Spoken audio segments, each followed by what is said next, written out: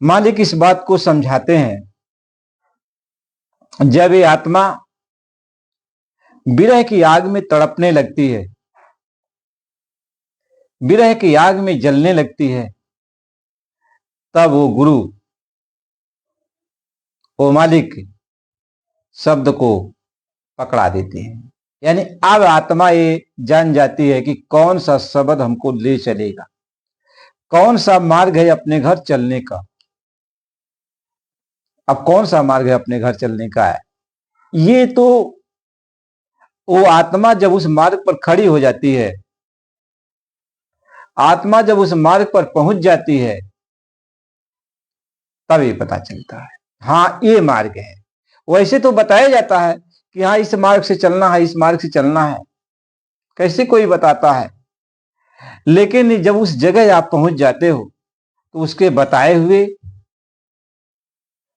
हुए इशारे और यहां जो आप देख रहे हो तो मिलान कराते हो, और जब मिलान होने लगता है तब कहते हो कि हाँ भाई उन्होंने ऐसे ही बताया था कि इस मार्ग, यह मार्ग ऐसा मिलेगा और इससे दाएं जाना या बाएं जाना या सीधे जाना वो बता दिए थे। दाएं बाएं सीधे जो कुछ भी जाना था आपको बताया गया था पहले, तो वहां आप उसको, उस मार्ग को आप तय करोगे। आपके सामने शब्द गुरु प्रकट हो जाते हैं। अब इसका जो अंदर में आनंद होता है, जो परमानंद होता है, आप इसका बयान नहीं किया जाता। चाहे वह लिखने में नहीं आता, वह पढ़ने में नहीं आता, वह बोलने में नहीं आता, वह समझाने में नहीं आता, वह सिर्फ अंदर में अनुभव करने में आता है जब आप उस जगह, उस स्टेज पर पहुंचोगे। इसलिए जितना जहां तक आप जाओगे वहां तक का आपको अनुभव होना शुरू हो जाएगा। इसको अनुभवी ज्ञान कहते हैं, ये अनुभवी ज्ञान कहते हैं। ये ज्ञान बाहर से नहीं मिलेगा, ये सब जब अंदर आप चलोगे तो ये अनुभवी ज्ञान, जितने ऊंचाई तक आप जाओगे उतना ऊंचाई तक आपको वहां का अनुभव मिलता जाएगा। आप देखोगे और सुनोगे, आगे बढ़ते जाओगे, आगे बढ़ते जाओगे।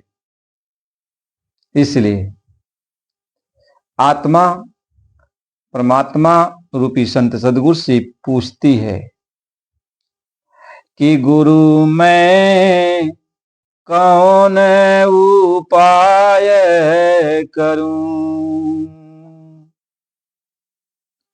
गुरु मैं कौन उपाय करूं, कि मालिक मैं कौन सा उपाय करूं।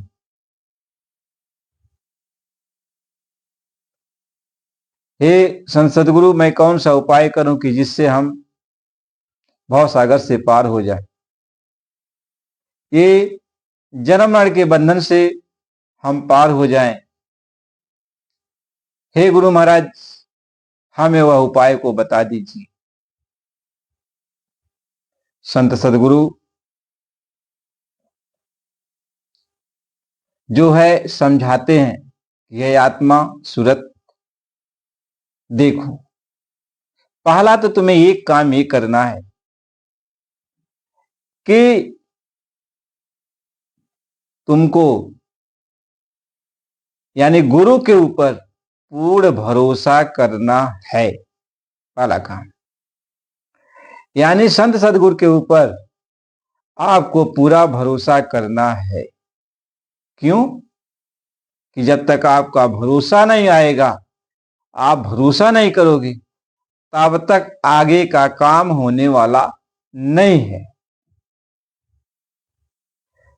जब तक सतगुरु के प्रति विश्वास नहीं आएगा, भरोसा नहीं होगा, दृढ़ता नहीं आएगी, तब तक आगे का काम होने वाला नहीं है।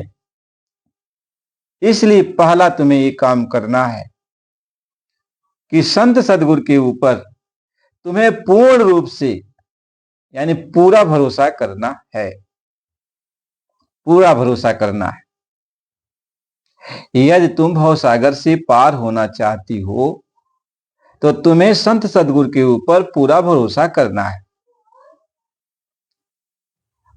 जब तुम पूर्ण भरोसा कर लोगी तो संत सदगुरु तुम्हें अपने घर चलने का जो मार्ग है उस मार्ग पर खड़ा करेंगे। और उस मार्ग पर कैसे खड़ा करेंगे? क्योंकि पहले तुम्हारे ऊपर जो कर्मों की गंदगी है, इस गंदगी को पहले वो धोएंगे, साफ करेंगे, यानी घाट पे लेके जाएंगे। संत सदगुरु तुम्हें कहां लेके जाएंगे? घाट पे लेके जाएंगे। जैसे धोबी कपड़ा जब धोने के लिए लेके जाता है तो नदी के घाट पे, तालाब के घाट पे, यानी जहां भी वो कपड़ा धोता है वो घाट पे धोता है। वहां पे क्या होता है? घाट पे ले जाता है कपड़ा।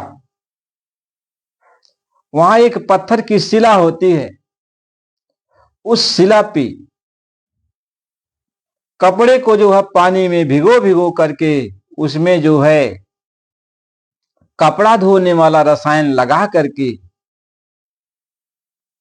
और फिर उस शिला पे पटक पटक के कपड़े की मैल को धोता है। पटकता है, पानी में डालता है, फिर पटकता है, पानी में डालता है। इस तरीके से मैल को धोता है। और तुम्हें ये भरोसा है कि मैंने धोबी को कपड़ा दे दिया, ये कपड़ा मेरा एकदम साफ करके मुझको दे देगा।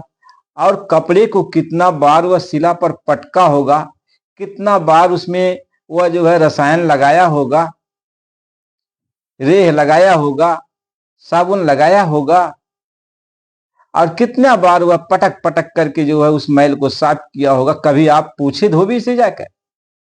नहीं पूछते।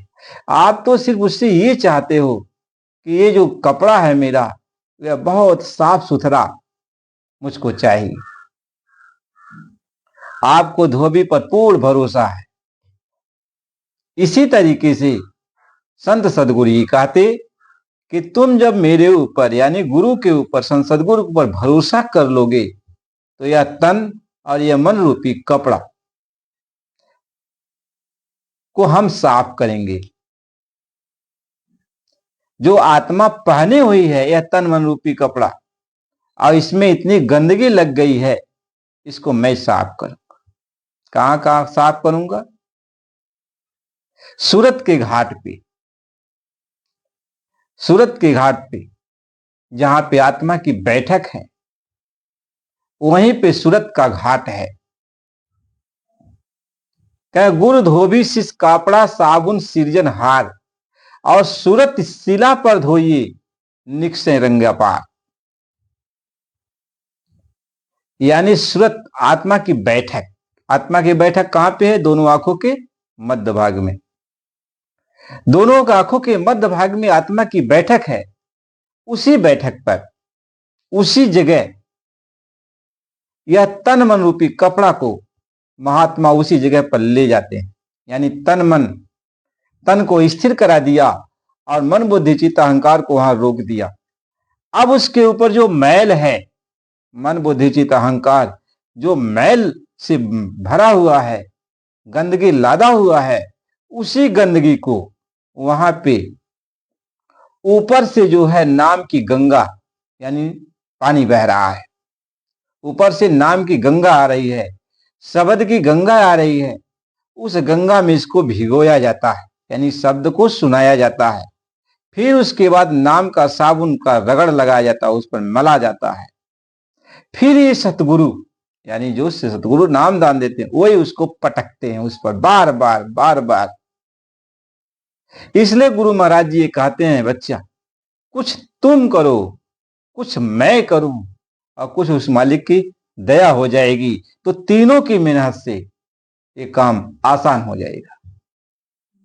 तीनों की मेहनत से ये काम आसान हो जाएगा और जल्दी ये तुम्हारा तन, तुम्हारा मन ये साफ हो जाएगा। तन मन जब साफ हो जाएगा तो कहते निर्मल मंजन सो मोहि पावा। मुझे कौन पाएगा? जिसका तन मन निर्मल हो जाएगा वही मुझको पाएगा। तो पहला काम यह है गुरु पर भरोसा।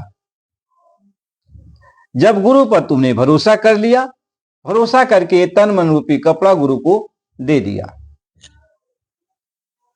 अब तन मन रूपी कपड़ा गुरु को दे दिया, अब गुरु इसको साफ कर रहे हैं। यानी अब मन कहां लगा, मन कहां गया, गुरु के पास चला गया। इसलिए कहा तन मन दिया तो भल किया, सिर का जासी भार। और कबहू कहे कि मैं दिया तो घनी सहेगा मार। कहे अब तन मन दिया तो सिर का भार था, दे दिया, बहुत अच्छा किया, बहुत अच्छा किया, क्योंकि तन मन का बोझ उतर जाएगा। अब जो मैल है, गंदगी है, उतर जाएगी, अब तन मन निर्मल हो जाएगा। लेकिन महात्मा कहते हैं कबू कहे कि मैं दिया तो घनी सहेगा मार। कभी अपने अंदर मैं मत लाना, बस गुरु को दे दिया फिर भी मैं मत कहना कि मैंने आपको दिया। यानी अपने अंदर अहम मत लाना, अहम को बहा दो, हटा दो।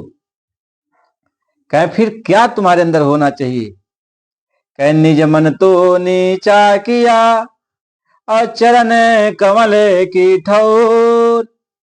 कहे कबीर गुरुदेव बिन नजर न आवे और। कहते हैं अब गुरु की आराधना करो, वंदना करो, छोटा बन जाओ, गुरु के नाम का गुणगान गाओ। बस तुम्हारा काम यही कि अब तुम्हारी नजर में गुरु हमारे तन मन रूपी कपड़ा को साफ कर रहे हैं। गुरु का गुणगान गाओ, गुरु की महिमा गाओ, अहम भाव छोड़ दो। महात्मा ये समझाते हैं, संत सदगुरु यही समझाते हैं। देखो किसी भी चीज को हासिल करने के लिए उसके तौर तरीकों को समझना जरूरी है। जब तक आप तौर तरीका नहीं समझोगे तो कोई काम कितनो आसान हो, लेकिन बिना तौर तरीका से काम करोगे तो काम बनेगा ही नहीं, बिगड़ता जाएगा। इसलिए उसका जो तौर तरीका है, उस तौर तरीका को आपको समझना पड़ता है, समझना जरूरी है। उस तौर तरीका के हिसाब से आप काम करोगे तो जल्दी जल्दी आपको आपकी मंजिल हासिल हो जाएगी। आपके अंदर सब धुन प्रकट हो जाएगा, आप सब धुन को पकड़ सकते हो, आप अपने घर मंजिल पहुंच सकते हो। इसका पहला काम यह है, आपको अपने गुरु पर भरोसा करना होगा और गुरु जो बता रहे हैं उसके रास्ते पर चलना होगा और हर पल गुरु की बंदगी करना होगा। पल पल करो बंदगी गुरु की, वही निकाले तंचाम से और जोड़ो री कोई सूरत नाम से।